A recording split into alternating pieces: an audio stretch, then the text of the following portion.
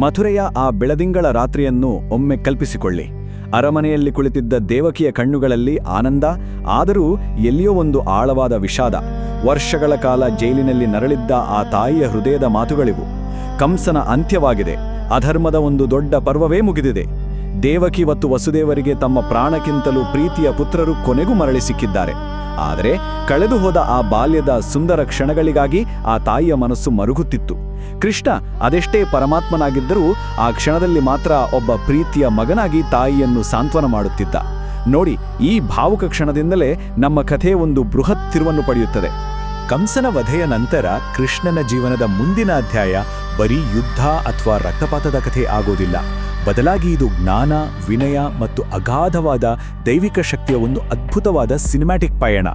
ಈ ವಿಶ್ಲೇಷಣೆಯಲ್ಲಿ ಕೃಷ್ಣನ ವಿದ್ಯಾಭ್ಯಾಸದ ಆಳ, ಸಂದೀಪೋನಿ ಆಶ್ರಮದ ಮಹತ್ವ ಮತ್ತು ಭೌತಿಕ ಜಗತ್ತನ್ನೇ ಮೀರಿ ನಿಲ್ಲುವ ಆ ಅಂತಿಮ ಗುರುದಕ್ಷಿಣೆಯ ಪ್ರತಿಯೊಂದು ರೋಚಕ ಅಂಶವನ್ನು ನಾವು ಬಿಡದೆ ನೋಡೋಣ. ಸರಿ, ಈಗ ನೇರವಾಗಿ ವಿಷಯದೊಳಗೆ ಹೋಗೋಣ. ಭಾಗ 1, ಮಥುರೆಯಲ್ಲಿ ಒಂದು ಹೊಸ ಅಧ್ಯಾಯ, ಅಂದರೆ ರಾಜಕುಮಾರರಿಂದ ವಿದ್ಯಾರ್ಥಿಗಳಾಗಿ ಬದಲಾದ ಕಥೆ. ಮಥುರೆಯಲ್ಲಿದ್ದ ಆ ಅರಾಜಕತೆ, ಆ ಸಂಭ್ರಮಾಚರಣೆಗಳು ಹೇಗೆ ನಿಧಾನವಾಗಿ ಒಂದು ಶಿಸ್ತಿನ ಬದುಕಿಗೆ ಬದಲಾಯಿತು ಅನ್ನೋದನ್ನು ನಾವು ಇಲ್ಲಿ ಗಮನಿಸಬೇಕು. ಮೊದಲು ಯಜ್ಞಕುಂಡದ ಮುಂದೆ ವೇದ ಮಂತ್ರಗಳ ಘೋಷದೊಂದಿಗೆ ಉಪನಯನ ಸಂಸ್ಕಾರ ನಡೆಯುತ್ತದೆ. ಆನಂತರ ತಮ್ಮ ಬ್ರಹ್ಮಚರ್ಯ ಜೀವನವನ್ನು ಆರಂಭಿಸಿದ ಈ ಅಣ್ಣ ತಮ್ಮಂದಿರು ಮಥುರೆಯನ್ನು ಬಿಟ್ಟು ದೂರದ ಅವಂತಿ ರಾಜ್ಯದ ಕಾಡುಗಳಲ್ಲಿರುವ ಮಹರ್ಷಿ ಸಂದೀಪನಿಯವರ ಪ್ರಶಾಂತ ಆಶ್ರಮದತ್ತ ತಮ್ಮ ಹೆಜ್ಜೆ ಹಾಕುತ್ತಾರೆ. ಮುಂದಿನ ಭಾಗ, ಸಂದೀಪನಿ ಆಶ್ರಮದಲ್ಲಿ 64 ಕಲೆಗಳು. ಕೇವಲ ಕೆಲವೇ ದಿನಗಳಲ್ಲಿ ನಡೆದ ಒಂದು ಮಹಾ ಕಲಿಕೆ ಇದು. ಆಶ್ರಮವನ್ನು ತಲುಪಿದ ತಕ್ಷಣ ಸಂದೀಪನಿ ಮಹರ್ಷಿಗಳು ನಿಮಗೆ ಯಾವ ವಿದ್ಯೆ ಬೇಕು ಅಂತ ಕೇಳ್ತಾರೆ. ಅದಕ್ಕೆ ಕೃಷ್ಣ ಅತ್ಯಂತ ವಿನಯದಿಂದ, ಗುರುದೇವ, ಜ್ಞಾನಕ್ಕೆ ಅಂತ್ಯವೇ ಇಲ್ಲ, ನಮಗೆ ಕಲಿಸಬಹುದಾದ ಎಲ್ಲವನ್ನೂ ದಯವಿಟ್ಟು ಕಲಿಸಿ ಅಂತ ಕೇಳ್ಕೊಳ್ತಾನೆ. ಅದು ಎಂತಹ ಕಲಿಕೆ ಗೊತ್ತಾ?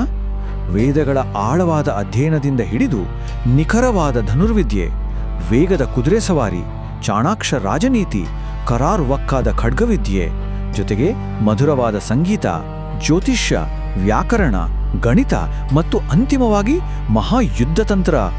ಅಬ್ಬಾ, ಈ ಪ್ರತಿಯೊಂದು ಕಲೆಯಲ್ಲೂ ಕೃಷ್ಣ ಮತ್ತು ಬಲರಾಮರು ಸಂಪೂರ್ಣವಾಗಿ ತಲ್ಲೀನರಾಗ್ತಾರೆ. ಇಲ್ಲಿ ಸಾಮಾನ್ಯ ಶಿಷ್ಯರಿಗೂ ಕೃಷ್ಣ ಬಲರಾಮರಿಗೂ ಇರುವ ಆ ಒಂದು ದೊಡ್ಡ ವ್ಯತ್ಯಾಸವನ್ನ ನಾವು ಗಮನಿಸಲೇಬೇಕು.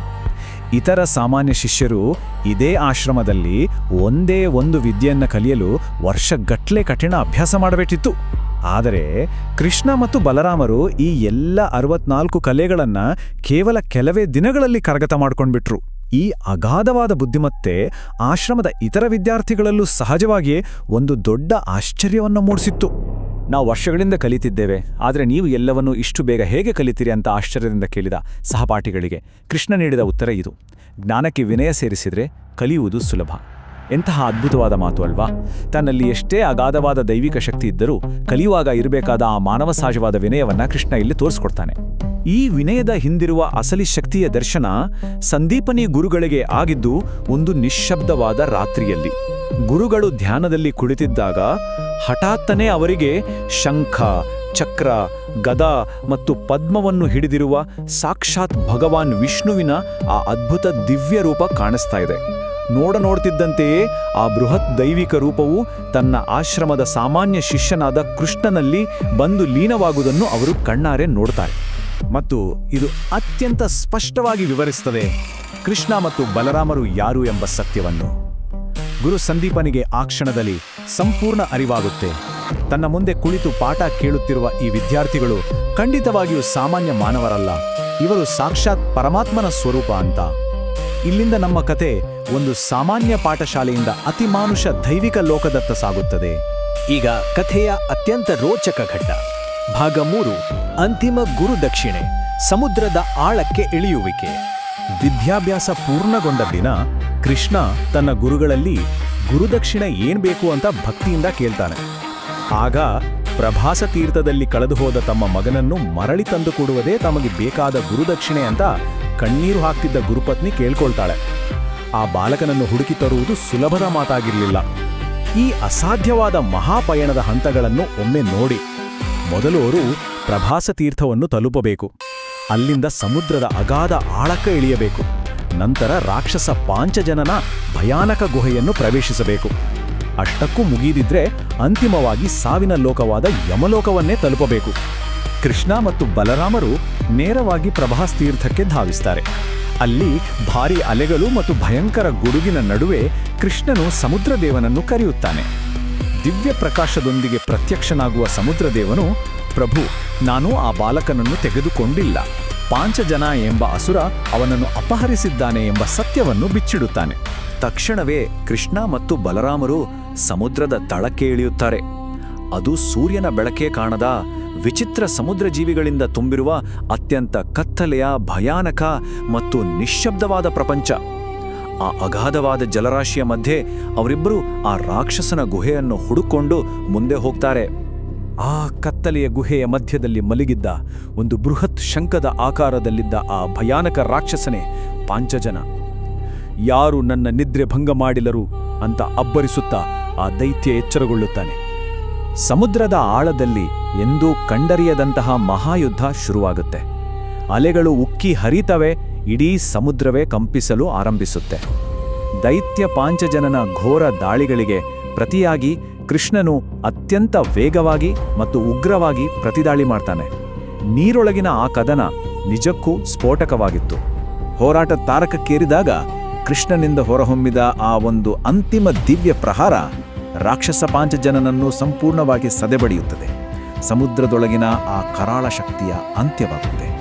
ಈಗ ಈ ಘಟನೆಯಲ್ಲಿ ನಿಜವಾಗಿಯೂ ಆಸಕ್ತಿದಾಯಕವಾದ ಅಂಶ ಅಂದರೆ ಇದೇ ಯುದ್ಧದ ಪ್ರತಿಫಲ. ರಾಕ್ಷಸ ಪಾಂಚಜನನ ವಧೆಯ ನಂತರ ಅದೇ ಶಂಖಾಕಾರದ ಅಸುರನಿಂದ ಕೃಷ್ಣನಿಗೆ ಒಂದು ದಿವ್ಯವಾದ ಶಂಖ ಸಿಗುತ್ತೆ. ಅದೇ ಇತಿಹಾಸ ಪ್ರಸಿದ್ಧವಾದ ಪಾಂಚಜನ್ಯ ಶಂಖ ಮುಂದಿನ ಕುರುಕ್ಷೇತ್ರದಂತಹ ಮಹಾಯುದ್ಧಗಳಲ್ಲಿ ಕೃಷ್ಣನ ಕೈಯಲ್ಲಿ ರಾರಾಜಿಸುವ ಈ ಪೌರಾಣಿಕ ಶಂಖದ ಮೂಲ ಕಥೆ ಹುಟ್ಟಿದ್ದು ಇಲ್ಲೇ. ಆದರೆ ಆ ರಾಕ್ಷಸನ ಹೊಟ್ಟೆಯಲ್ಲಿ ಬಾಲಕ ಇರಲಿಲ್ಲ. ಅಂದರೆ ಆ ಬಾಲಕ ಆಗಲೇ ಪ್ರಾಣ ಕಳ್ಕೊಂಡಿದ್ದ ಅಂತ ಅರ್ಥ. ಹಾಗಾಗಿ ಕೃಷ್ಣನ ಪಯಣ ಸಾವಿನ ಲೋಕದತ್ತ ಸಾಗಬೇಕಾಗ್ತದೆ. ಭಾಗ 4 ಪಾತಾಳ ಮತ್ತು ಹಿಂದಿರುಗುವಿಕೆ, ಯಮಲೋಕದತ್ತ ಪಯಣ. ಅದು ಅತ್ಯಂತ ಕರಾಳವಾದ ಲೋಕ. ಕೃಷ್ಣ ಮತ್ತು ಬಲರಾಮರು ಕಪ್ಪು ಆಕಾಶದ ಕೆಳಗೆ ಹರಿಯುವ ಆ ಭಯಾನಕ ವೈತರಣಿ ನದಿಯನ್ನು ದಾಟುತ್ತಾರೆ. ಸಂದೀಪನಿ ಆಶ್ರಮದ ಆ ಪ್ರಶಾಂತವಾದ ವೇದ ಘೋಷಗಳ ವಾತಾವರಣಕ್ಕೂ ಯಮಲೋಕದ ಈ ಹೆಪ್ಪುಗಟ್ಟಿಸುವ ಭಯಾನಕ ಮೌನಕ್ಕೂ ಎಂಥ ಅಜಗಜಾಂತರ ವ್ಯತ್ಯಾಸ ನೋಡಿ. ಮರಣದ ಅಧಿಪತಿಯಾದ ಸಾಕ್ಷಾತ್ ಯಮಧರ್ಮರಾಜನ ಎದುರು ಕೃಷ್ಣ ನಿಂತಾಗ ಅಲ್ಲಿ ಯಾವುದೇ ಯುದ್ಧ ನಡೆಯೋದಿಲ್ಲ. ಬದಲಾಗಿ ಯಮಧರ್ಮರಾಜನು ಅತ್ಯಂತ ಭಕ್ತಿಯಿಂದ ಕೃಷ್ಣನಿಗೆ ತಲೆಬಾಗಿ ನಮಸ್ಕರಿಸ್ತಾನೆ. ಕೃಷ್ಣನ ಆ ದೈವಿಕ ಅಧಿಕಾರದ ಮುಂದೆ ಸಾವಿನ ಅಧಿಪತಿಯೂ ಶರಣಾಗುತ್ತಾನೆ ಮತ್ತು ಕಳೆದು ಹೋದ ಆ ಗುರುಪುತ್ರನನ್ನು ಹಿಂದಿರುಗಿಸ್ತಾನೆ. ಕೃಷ್ಣನ ಅಗಾಧವಾದ ಶಕ್ತಿಯನ್ನು ಇದು ಎತ್ತಿ ತೋರಿಸುತ್ತದೆ. ಮರಳಿ ಆಶ್ರಮಕ್ಕೆ ಬಂದಾಗ ಬದುಕಿ ಬಂದ ಮಗನನ್ನು ನೋಡಿದ ಗುರುಪತ್ನಿ ಓಡಿ ಬಂದು ಅಪ್ಪಿಕೊಳ್ಳುತ್ತಾಳೆ. ಕಣ್ಣೀರು, ಸಂತೋಷ ಮತ್ತು ಆನಂದ ಭಾಷ್ಪ. ಈ ಕಥೆಯ ಆರಂಭದಲ್ಲಿ ನಾವು ನೋಡಿದ ದೇವಕಿಯ ಕಣ್ಣೀರೇ ಬೇರೆ, ಇಲ್ಲಿ ತನ್ನ ಮಗನನ್ನು ಮರಳಿ ಪಡೆದ ಈ ತಾಯಿಯ ಕಣ್ಣೀರೇ ಬೇರೆ. ಭಾವನೆಗಳ ಈ ಪರಿಪೂರ್ಣ ವೃತ್ತ ನಿಜಕ್ಕೂ ಮನಮಿಡಿಯುವಂತಹುದು.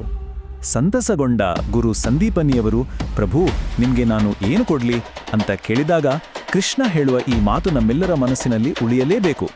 ಗುರುವಿನ ಆಶೀರ್ವಾದವೇ ಶ್ರೇಷ್ಠ ಗುರುದಕ್ಷಿಣೆ.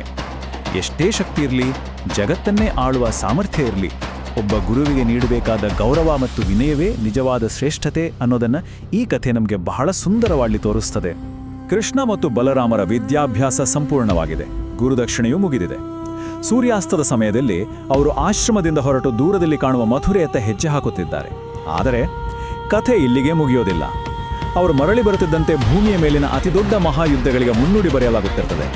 ಮಥುರೆಯ ಮೇಲೆ ಜರಾಸಂಧನ ಪ್ರತೀಕಾರದ ಹೊಸ ಮತ್ತು ಭಯಾನಕ ಅಪಾಯದ ನೆರಳು ಆವರಿಸುತ್ತಿರ್ತದೆ. ಆ ಮಹಾಸಂಘರ್ಷದಲ್ಲಿ ಏನಾಗಲಿದೆ?